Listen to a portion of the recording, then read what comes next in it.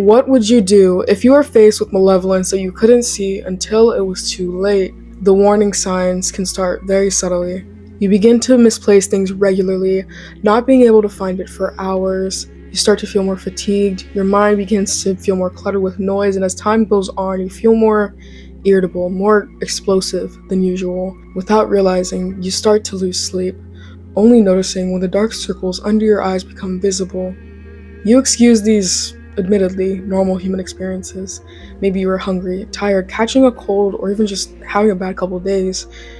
That is until you start to notice everything. The once friendly smiles and greetings you got from strangers slowly turn into deafening silence and avoided eye contact. A repeated pattern you see everywhere, a constant ringing in your ears, a sentence muttered by someone only to realize that they had never opened their mouth. Something is watching you. It is not a man. It isn't human. This thing, it's been stalking you, following you, and observing you for months, possibly even years, and you'll never know when or even how you came into contact with it. But now that you've been exposed, it is never going to stop. This thing, it's relentless. It has no motive, no conscience, no feelings, no reason other than its malicious instinct. It is a sick force of nature, like a predator doing what it needs to survive. It doesn't just feed off of fear, but the pure suffering of not only its victims, but those around them. This sickness, it's undetectable to the untrained eye and extremely contagious.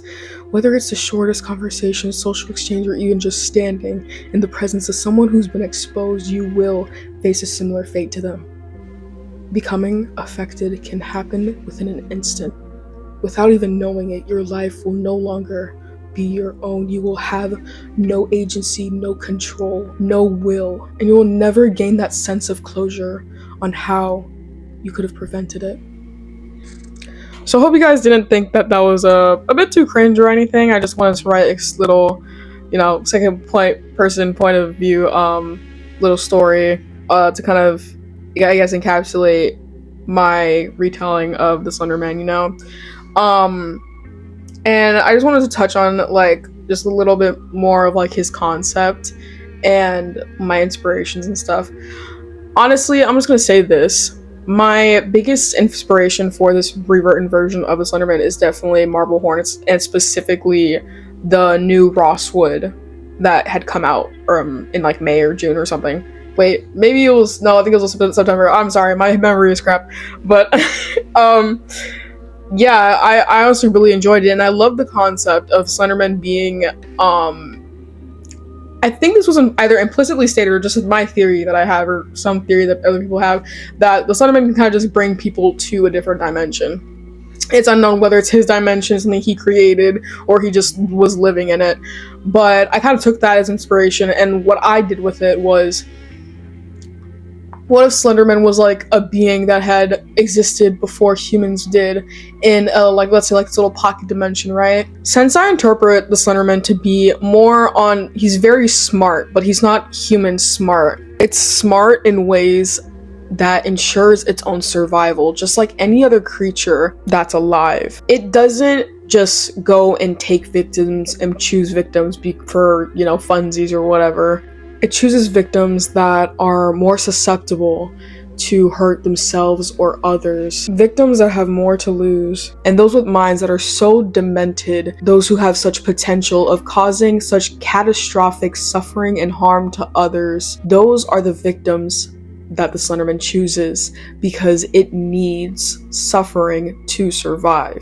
The scariest part is that the Slenderman cannot be reasoned with at all because it doesn't have the comprehension skills to understand human emotion and suffering. All it knows is that same human agony is the only thing that's keeping it alive. And I kept in mind the fact that the Slenderman sickness is very, very contagious, and obviously, hey, if this existed for even a year or maybe 10 years, the whole world would be cooked. But the Slenderman isn't God. It can't make humans just out of its ass or whatever, and so it can't kill them all, and so it's if you were stranded on an island trying to preserve your food. It has a limit on how many humans it can take per century. And I would say that this is not even 1% or even half, like 0.5% of the population, even less than that. Maybe like 20, 50,000 people every century. And because that is a lot of people, don't get me wrong, but that number compared to the rest of the population is so little to the point where this can be classified as a group of people in society's eyes. So instead of it being like a real and scary, influence across the world that could cause mass hysteria, it's just passed off as people who have symptoms of psychosis or people who are superstitious and believe in ghosts and demons, and therefore not causing any caution or warning to the larger population because it's such a small percentage. Another little thing I wanted to mention real quick is the fact that the same cult that had sacrificed Eyeless Jack, is the same cult that worships the Slenderman. But honestly, I found it kind of goofy for a cult to be like, oh, Slenderman, we praise you, blah, blah, blah. So I kind of just like took a name off the internet that kind of just means, crafter or creator or skillful one or whatever.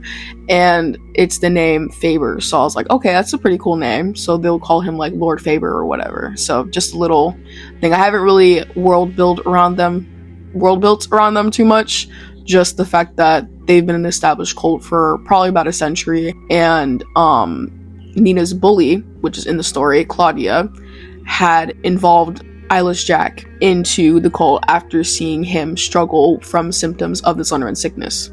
Another thing that was also a very scary thought to me that I realized when I was writing this was that I was creating an inevitability of isolation and loss of humanity actually when you interact with Slenderman. I just love the concept of whatever psychosis symptoms that they were feeling weren't psychosis symptoms, but really just them seeing, hearing, and feeling things from another reality, possibly playing out in front of them or interacting with it on accident and losing touch with their reality because of it, blurring the lines between their reality and another. And that disconnect from your own reality starts to disconnect you from other people, automatically isolating you and becoming even harder to bounce back from it. It is very terrifying, and I think it works because its need is suffering. So if there's a chance that you will feel happiness, it'll let you have it until there's enough to be taken away from you all over again. And if you made it this far in the video, I appreciate you so much. You have no idea how much that means to me. Thank you so much for watching, and have a good one.